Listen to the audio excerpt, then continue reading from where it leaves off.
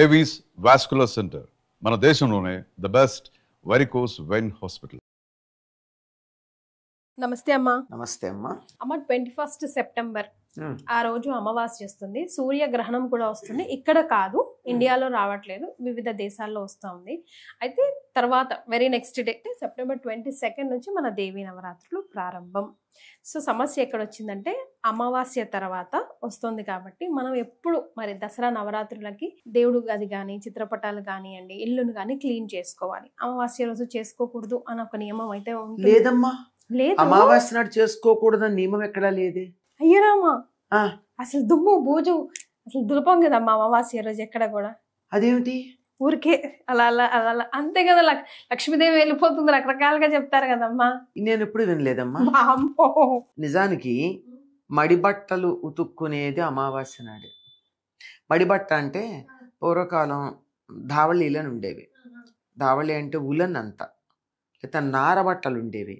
అవి చెమట అవి పీల్చవు, వాటికి పేరే ఇలా జాడిస్తే దులిపేస్తే అయిపోతుంది అనమాట. అట్లాంటివి వాటిని లేక మడి బట్టలు ఉంటాయి. మడి బట్టలు అంటే ఒకసారి పూజ చేసుకుని మళ్ళీ పక్కన పెడతారు. దాంతో భోజనం చేయరు, కాలకృత్యాలకు వెళ్ళరు, ఏమీ చేయరు. ఓకే, ఓన్లీ పూజకి మాత్రమే. అలా పూజ చేయడానికి ముందు జస్ట్ కట్టుకుని పూజ అవగానే పక్కన పెడతారు. అట్లాంటివన్నీ అమావాస్య నాడు ఉతకాలి. Daily wash చేయరమ్మా? ఇంకా పట్టుబట్టలు, కొత్త బట్టలు. ఓకే, ఓన్లీ అమావాస్య రోజే ఉతకాలి. అవి వేరే దానికి అసలు దేనికి వాడరు. పూర్వం అట్లా వాడేవారు. అట్లాంటివి ఏంటంటే పూర్వకాలం ఇంట్లో గాలి వెలుగు ఉండేవి గనక చెమట పట్టడం కంపులు రావడం ఉండేవి కాదు. కాలానుగుణంగా మార్పులు తెచ్చుకోవాలి మనం కూడా. అట్లాంటిది అమావాస్య నాడు తప్పనిసరిగా అవి ఉతికేయడం లాంటివి చేస్తున్నాము అంటే మనం మిగిలిన వాటిని చేసుకోకూడదని ఎక్కడా లేదమ్మా. హాయిగా అంతకుముందే ఇళ్ళు ఒక్క రోజులో అవో, అంటే మరీ చిన్న ఇల్లు అయితే తప్ప ఎప్పుడు వీలైతే అప్పుడు బూజులు తీసుకోవడం. పితృపక్షాల్లో ఎందుకు దులపకూడదు అనుకుంటామమ్మా? నాకు అర్థం కావట్లేదు. స్నానాలు చేయట్లేదా, తలంట్లు పోసుకోవటం లేదా, అన్నం తింటం లేదా, ఇవన్నీ ఎందుకు మానేస్తాం?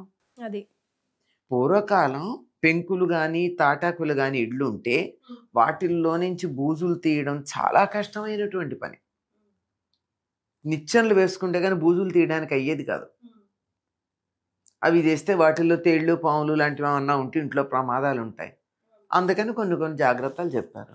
మనం మన నిత్యం తడిబట్టతో ఇల్లు పెట్టుకునేవాళ్ళం. పూర్వం చేసేవాళ్ళు కాదు కదా పని.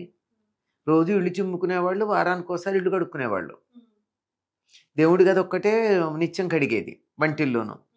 మరి అట్లాంటిది ఇప్పుడు ప్రతినిత్యం డెట్టాలేసో ఇంకోటి లైజాలో చాలా ఉన్నాయి కదా, అట్లాంటివన్నీ వేసి ఇల్లు చిమ్ముకునేటటువంటి మనకేమిటమ్మా ఇది? చక్కగా హాయిగా ఇళ్ళన్నీ మరి పితృపక్షాల్లో చేయకూడదు అని అంటే అమావాస్య నాడు అసలు చేయకూడదుగా. ఇప్పుడు పితృపక్షాల్లో తిథి తెలిసిన వాళ్ళకే ఆ తిథి నాడు పెడతాం. తిథులు అవి తెలియవు, బోల్డ్ మంది ఉన్నారు, అంతమందికి ఎక్కడ పెడతారు? ప్రతిరోజు ఎవరు పెడతారు? అందుకని అసలు తద్దినాలు పెట్టే అలవాట్లు కూడా చాలా మందికి లేవు. అట్లాంటి వాళ్ళందరూ పెద్దల అమావాస్య అని చెప్పి ఆ పితృపక్షం రోజు అన్నది మహాలయ అమావాస్య నాడు చేస్తారు. అప్పుడు అసలు చేసుకోవడానికి వీలు కాదే. కొంచెం లాజిక్ ఆలోచించాలమ్మా. ఏం లేదు, చక్కగా హాయిగా ఇళ్ళు ముందరిగా దసరాలు వస్తున్నాయి అంటే ఆ ముందంతా కూడా హాయిగా ఇళ్ళు శుభ్రం చేసుకుంటారు చాలామంది పూజలు చేసేవాళ్ళు.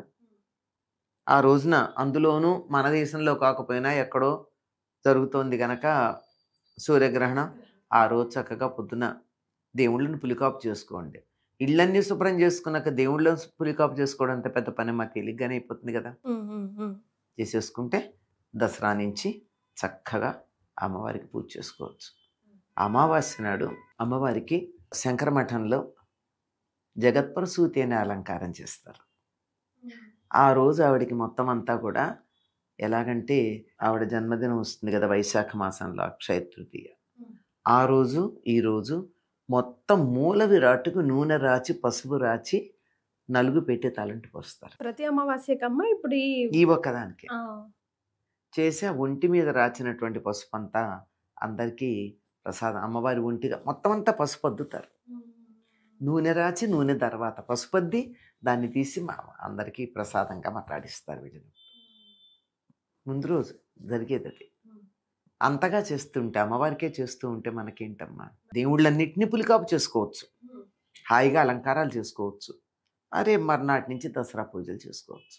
అమ్మ ఇప్పుడు ఈ నవరాత్రుల్లో తెలిసి తెలియక మేము చేస్తున్న మిస్టేక్స్ ఏంటి, ఇట్లా కాదు ఇట్లా ఇట్లా చేసుకోండి అని చెప్పడానికి, ఒకసారి గుర్తు చేయడానికి, ముందుగానే ప్రిపేర్ చేయడానికి. అమ్మా, దసరాలు అనగానే చెప్పాను కదా, వేలంబిర్రు ఎక్కువైపోయింది మా ప్రతిదానికి. వాళ్ళు చేశారని వీళ్ళు, వీళ్ళు చేశారని వాళ్ళు, ఏదో అఖండం దీపం పెట్టాలని.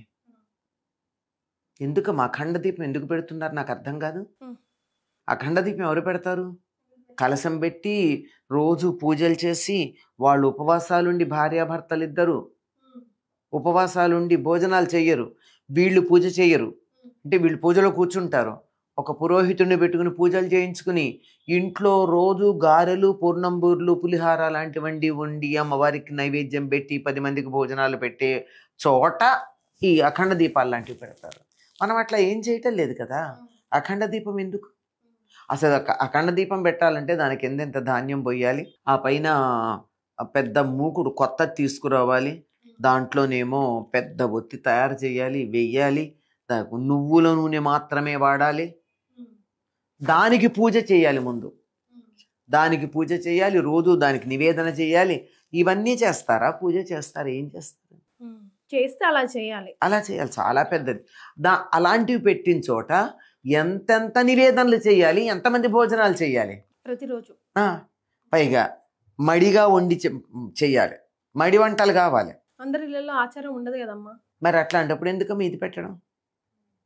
నువ్వు ఇది చేయాలంటే ఆచారం పాటించు, లేదంటే మానే. అడగలేదే నేను తప్పకుండా అఖండ దీపం పెట్టమని అమ్మవారు అడిగిందా? హాయిగా ఆవిడికి చక్కగా నీకు ఇల్లు శుభ్రంగా ఉంచుకుని, నువ్వు శుభ్రంగా ఉండి, నీ మనసు శుభ్రంగా ఉంచుకుని, నీకు ఎంత వీలైతే అంత పూజ చేసి సంతోషించేస్తుంది.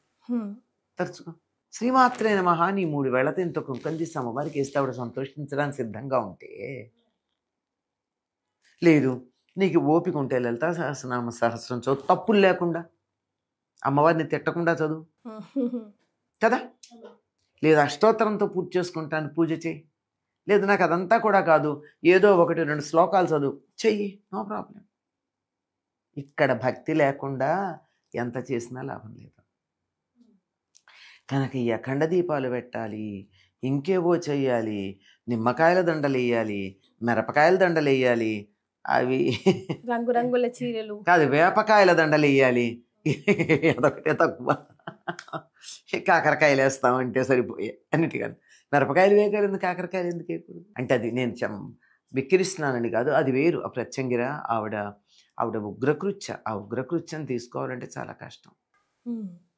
ప్రత్యంగిరను ఆరాధించాలంటే ఏమిటో తెలుసా అమ్మ? ఆవిడేమిటో తెలుసా? నువ్వు ఏదంటే అది నీకు వెనక్కి వస్తుంది. ప్రత్యంగిర అర్థమే అదే. ఇప్పుడు నీ మనస్సులో అవతల వాళ్ళు నాశనం కావాలనుకో, నువ్వు చేసావనుకో, అద్దంలో లాగా వెనక్కి వస్తుంది. అది చేయడానికి అంత స్వచ్ఛంగా ఉండాలి మనం. కష్టం క్లిష్టం. కానీ అది ఏదో చేసేస్తున్నారు అందరూ. అచ్చేస్తాం ఇచ్చాం. జాగ్రత్తలు పడాలి. చెయ్యకూడదంటల్లా, చెయ్యడానికి చాలా నియమాలు ఉన్నాయి, అవి పాటిస్తే చెయ్యండి. నువ్వు నియమాలు పాటించలేనప్పుడు ఊరుకున్నంత ఉత్తమం లేదు. సరేనా? అది సంగతి. ఇలాంటివి చెయ్యొద్దు. చక్కగా మీ ఓపాన శక్తి ఎంత ఉంటే అంత చెయ్యండి. అమ్మవారి నామాల్లో ఒకటి సుఖారాధ్య అని, చక్కగా సుఖంగా ఆరాధించండి. ఇంట్లో వాళ్ళని కష్టపెట్టకండి, మీరు కష్టపడకండి, వ్యాధులు తెచ్చుకోకండి. ఎంత శక్తి ఉంటే అంత చేయండి, చేసిన కొద్దీ శక్తి వస్తుంది, అది కూడా గుర్తుంచుకోండి.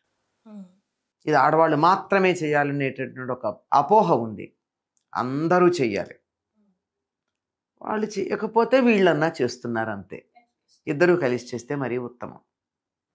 ఇలాంటివి ఆర్భాటాలకు పోయి ఫలానా రోజున ఈ రంగు చీర కట్టుకోవాలి, ఫలానా రోజున ఈ రంగు చీర కట్టుకోవాలి. ఏమిటి రంగు చీరలు?